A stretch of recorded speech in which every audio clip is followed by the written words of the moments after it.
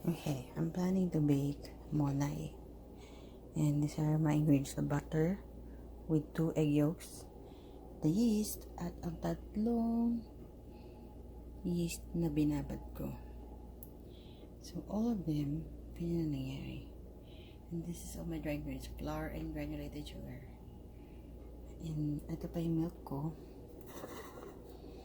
Yung egg white.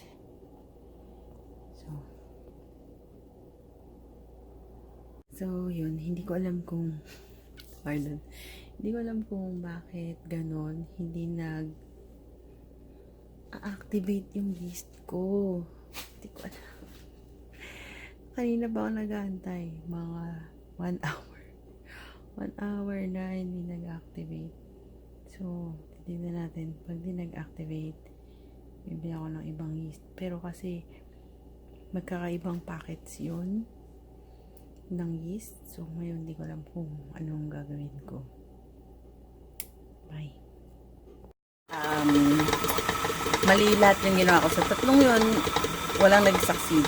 So, binigyan ako ni Grandma ng thermometer. Mineasure ko yung temperature to 110 degrees Fahrenheit before nilagay yung yeast, and then teaspoon of sugar. Ito na siya ngayon. Guys, tignan nyo, ayun na siya. Sobrang nag-froth na siya. And then, meron pa akong 3 minutes to go. Sabi, masahin daw, ano?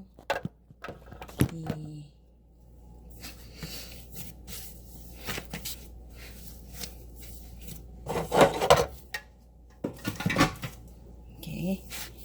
Nakikita niyo ba? Ayan. Sorry, ngayon ko pala naayos yung ayan.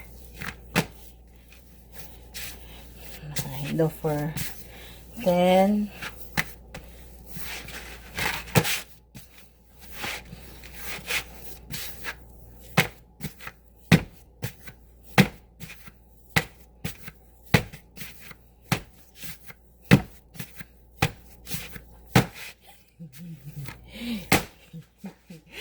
Nagpo-focus ba? Yeah.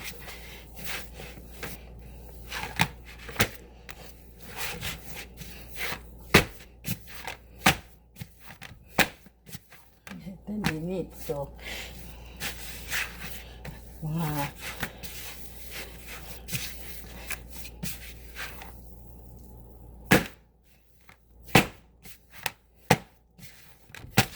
Okay.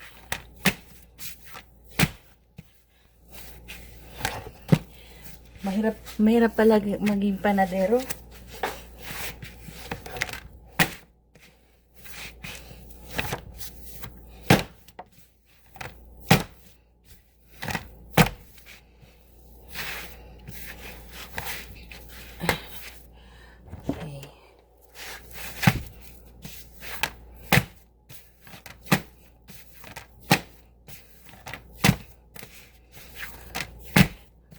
Ano pa, 7:20 pa to magiging totoong bread.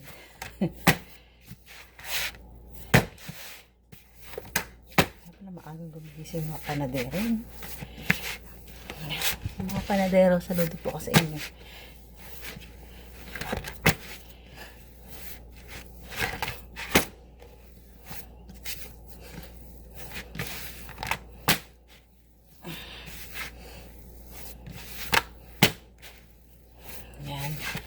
Ang ganda na niya.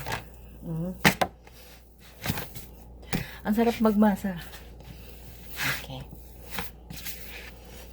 Sarap mag-bake pala.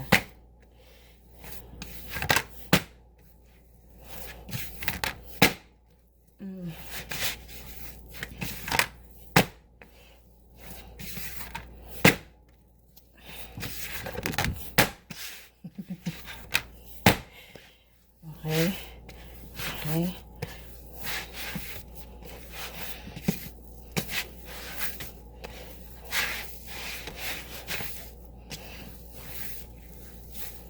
So, magagito po ako, no?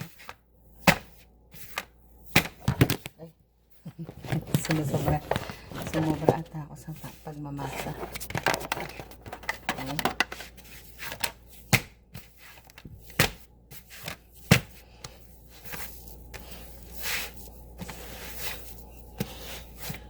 Okay, handa na natin ang talagayan. So, dahil sa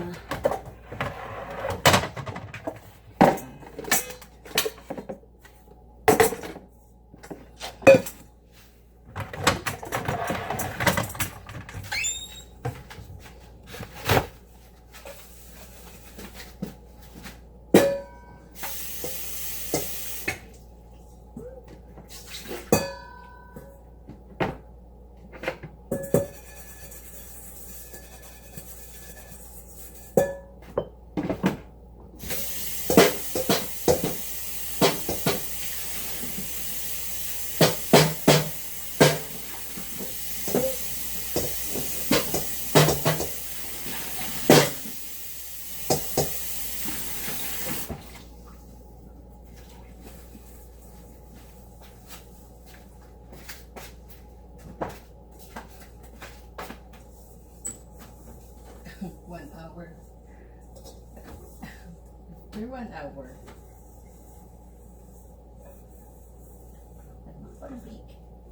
After 1 hour pa.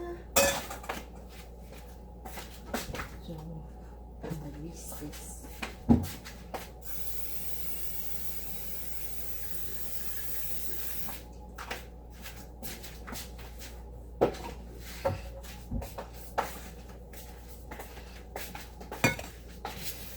Okay, we're gonna.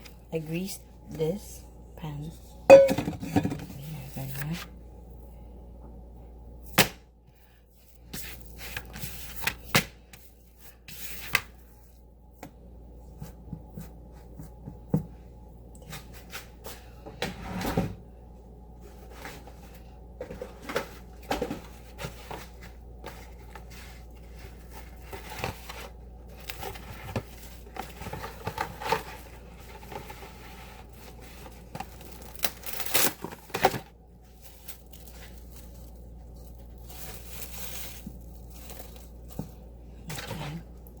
Dito natin egg yolk mamaya na natin gagamitin.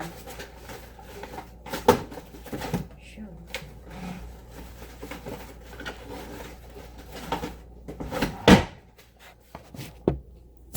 Okay, very simple lang naman ginawa natin. Ganito ko lang siya. So, mamaya na natin siya ulit